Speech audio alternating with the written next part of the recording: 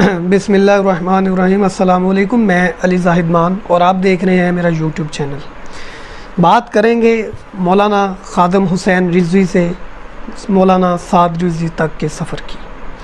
یہ بات شروع ہوتی ہے 2017 کی، جب پاکستان مسلم لیگ نون کی طرف سے قومی اسمبلی میں ایک قرارداد جمع کروائی گئی، جس میں حلف نامے میں کچھ الفاظوں میں رد و بدل کیا گیا، جس کے بدلے میں تحریک لبیک پاکستان کے سربراہ مولانا خادم حسین رضوی کی طرف سے بھرپور مذمت کی گئی، اور اس مذمت میں انہوں نے پورے پاکستان میں دھرنے اور سٹرائک کی کال کر دی، جس کی وجہ سے پورے پاکستان میں لاک ڈاؤن اور سڑکوں کو بند کر دیا گیا۔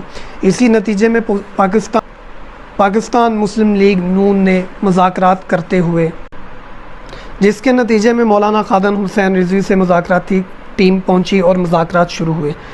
ان مذاکرات کے تحت گورنمنٹ کی طرف سے زاہد حامد کو مستعفی کر دیا گیا اور حلف نامے کو دوبارہ اسی شکل میں اختیار کر دیا گیا۔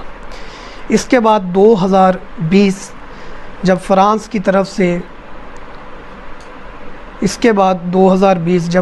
کی طرف سے گستاخانہ مواد اشاعت کیا گیا، جس کے نتیجے میں پاکستان کی عوام سمیت مولانا خادم حسین رضوی کی طرف سے بھرپور مذمت کی گئی اور غم و غصے کا اظہار بھی کیا گیا۔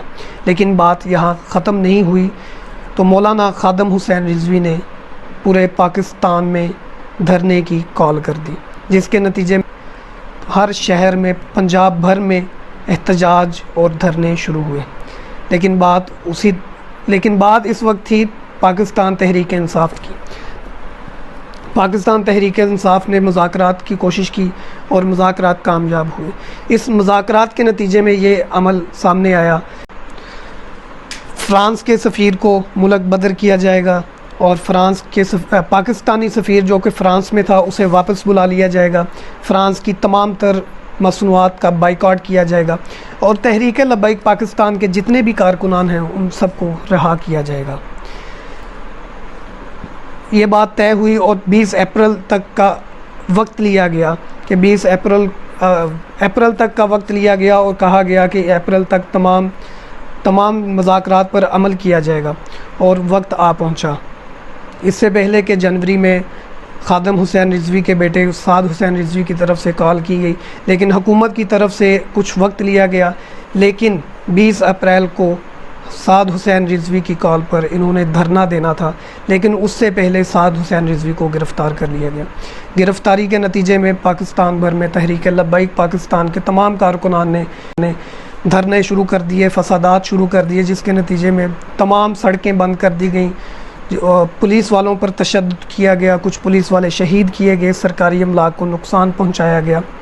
لیکن تحریک انصاف نے ایک بار پھر مذاکرات کی کوشش کی، لیکن شروع میں تو مذاکرات ناکام رہے، لیکن آخرکار ایک دفعہ پھر مذاکرات کامیابی کی طرف جانے لگے، جس میں انہوں نے دوبارہ سعد حسین رضوی سے اس بات کا وعدہ کیا کہ اس بات کو پارلیمنٹ میں اٹھایا جائے گا اور سفیر کو ملک بدر کیا جائے گا، اور جتنے بھی کارکنان گرفتار ہوئے ہیں تمام کو رہا کیا جائے گا۔ تمام کے نام جن کے 4 شیڈول میں شامل تھے سب کو کلین چٹ دی جائے گی، اور اسی نتیجے میں یہ دھرنے ایک دفعہ پھر ختم ہو گئے۔ ان تمام تر معاملات کے بعد میرے کچھ معصوم لوگوں سے کچھ سوالات اور گزارشات ہیں۔ میں سوال کروں گا، جو مسلمان پولیس والے شہید ہوئے کیا وہ مسلمان نہیں تھے؟ جو تحریک لبیک پاکستان کے کارکنان شہید ہوئے کیا وہ مسلمان نہیں تھے؟ کیا یہ تمام شہید کلمہ گو نہیں تھے؟ کیا یہ تمام شہید عاشق رسول نہیں تھے؟ کیا یہ تمام شہید محمد کی امت کے نہیں تھے؟ خدا را اس بات پہ بتائیے کہ ان تمام فسادات اور شہداء کے بعد آخر نقصان کس کا ہوا؟ اس سب معاملے کے بعد فرانس تو بہت خوش نظر آتا ہوگا، لیکن آخر نقصان تو ہم مسلمانوں کا، ہم پاکستانیوں کا ہوا ہے۔ میری آخر میں آپ سب سے گزارش ہے، اگر تو ان معاملات کو روکنا ہے، ان گستاخانہ عملات کو روکنا ہے، تو ہم سب کو مل کر اپنا اپنا کردار ادا کرنا چاہیے۔ ہمیں چاہیے کہ ہم سب مل کر، ہم تمام ممالک 50 مسلم ممالک مل کر فرانس کی تمام مصنوعات کا بائیکاٹ کریں، اور میں امید سے یہ کہہ سکتا ہوں کہ فرانس کی مصنوعات کا بائیکاٹ کرنے کے کچھ ہی مہینے بعد فرانس گھٹنوں پر آ گرے گا۔ فرانس ہم سے اس بات کی معافی مانگ لے گا کہ وہ آئندہ کے بعد ایسی حرکت نہیں کرے گا۔ اسی کے ساتھ مجھے اجازت دیجیے۔